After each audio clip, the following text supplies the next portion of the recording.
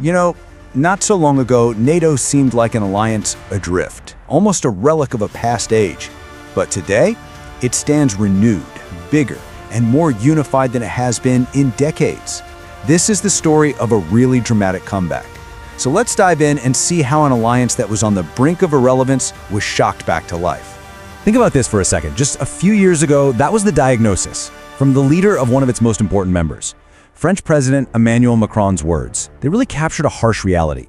NATO was in the middle of an existential crisis. Weakened by all these deep internal divisions and just a profound lack of purpose. The question wasn't if it would grow, but if it could even survive. But history, as it often does, had other plans. Russia's full-scale invasion of Ukraine acted like a powerful jolt. It was a geopolitical defibrillator that sent this massive current of urgent purpose right through the heart of the alliance, forcing it to wake up and confront a reality it hadn't faced in a generation. And that sudden jolt brings us to our first chapter, the sudden awakening. Because this single event didn't just wake NATO from its slumber, it forged a brand new and powerful sense of resolve.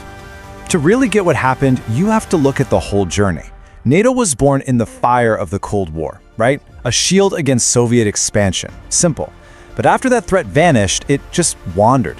It entered this long period of searching for a reason to exist.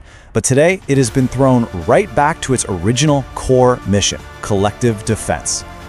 So what does this renewed purpose actually look like on the ground? Well, the results have been tangible and, frankly, pretty historic. Which brings us to the alliance's new strength. Maybe the most striking sign of this is the historic Nordic expansion.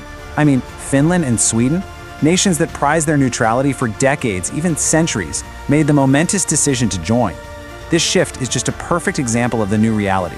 Their incredibly capable militaries fundamentally alter the security map, reinforcing that whole northern flank and turning the Baltic Sea into what many people are now calling a NATO lake, which gives the alliance strategic control over a really critical waterway. And with new members comes new commitment. For years, there was this pledge for each member to spend 2% of their GDP on defense. And, well, it was treated more like a suggestion than a rule. Not anymore. That number has suddenly gained a critical, almost life-or-death urgency. And you can see that urgency in action right across the alliance. Nations, especially those on the front lines in the East, are just dramatically boosting their military budgets.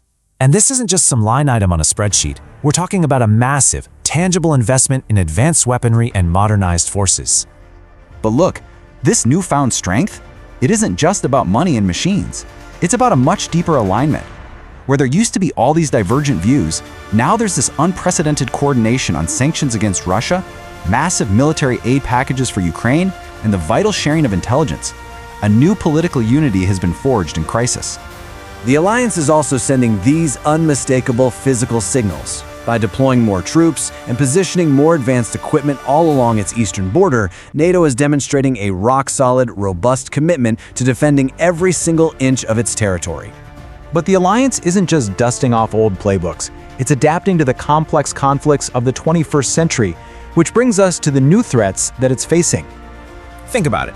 The battlefields of the past were defined by things you could see: tanks, troops, artillery. But the battlefields of today are multi-layered. They extend into the digital realm. This idea of hybrid warfare, using cyber attacks, disinformation, election interference, that is the new frontline.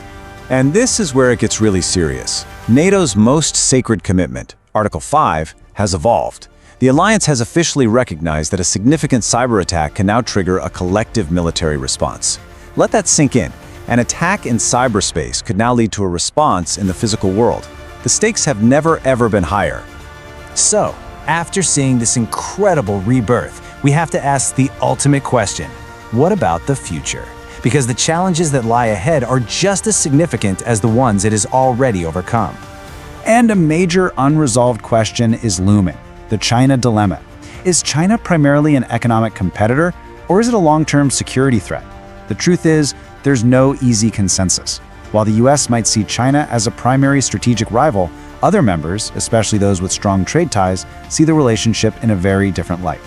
Finding and keeping that unity on challenges that go beyond Europe, well, that's going to be the ultimate test of this newfound cohesion. Which brings us right back to our central question. After this dramatic revival, this expansion, this renewed sense of purpose, is the West actually stronger than ever? The answer is complicated. On one hand, the outcome is undeniably a more unified, more capable defensive alliance, no question. But that very strength creates a starker reality, a more polarized world with a clear and deepening dividing line between democratic alliances and authoritarian powers. And so, the story of NATO's comeback isn't really an ending at all. It's the beginning of a whole new chapter. And navigating this more polarized world is going to demand constant vigilance, sustained investment, and an unwavering unity that can withstand all the complex pressures of a new era of global confrontation. At Geotectonics, our mission is to uncover these profound tectonic shifts, offering clarity in a world of complexity. If this analysis deepened your understanding, please like this video to support our work, share it with others who seek real insight, and subscribe to Geotectonics to ensure you never miss our next deep dive. We'll continue to explore the crucial geopolitical movements that define our time. Thank you for joining us.